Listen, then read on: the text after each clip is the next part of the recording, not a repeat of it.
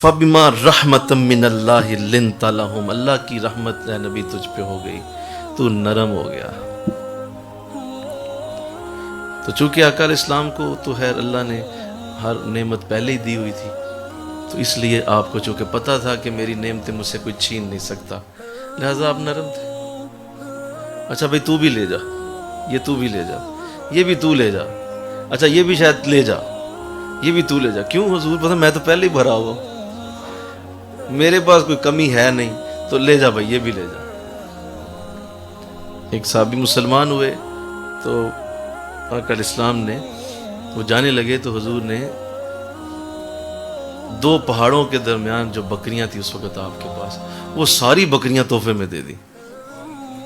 تو وہ بھاگا ہوا اپنے قبیلے میں پہنچا، اس نے جا کے رولا ڈال دیا، اس نے کہا اے اللہ کے بندو آؤ، میں تمہیں ایسے شخص سے ملا ہوں جس سے غریبی کا کوئی ڈر نہیں۔ بڑا پیارا جملہ، جسے بولو جس سے غریبی کا کوئی ڈر ہی نہیں ہے۔ دونوں پہاڑوں کے درمیان جتنی بکریاں تھیں ساری مجھے دے دی، جو رجا ہوا ہے۔ آؤ میں تمہیں ایسے شخص کے پاس لے جاؤں جو رجا ہوا ہے، جس کو غریبی کا کوئی ڈر ہی نہیں ہے، جو تم سے لے گا نہیں، تمہیں دے گا۔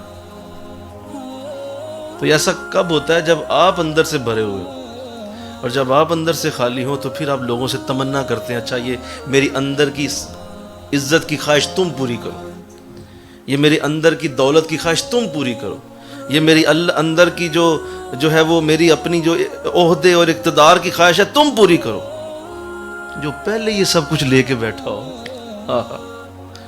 جس کی دولت، جس کی عزت، جس کی اقتدار کی حدیں اتنی بلند ہوں کہ آپ پہنچ نہ سکیں، میرا نبی اس جگہ پہ فائز ہے صلی اللہ علیہ وسلم۔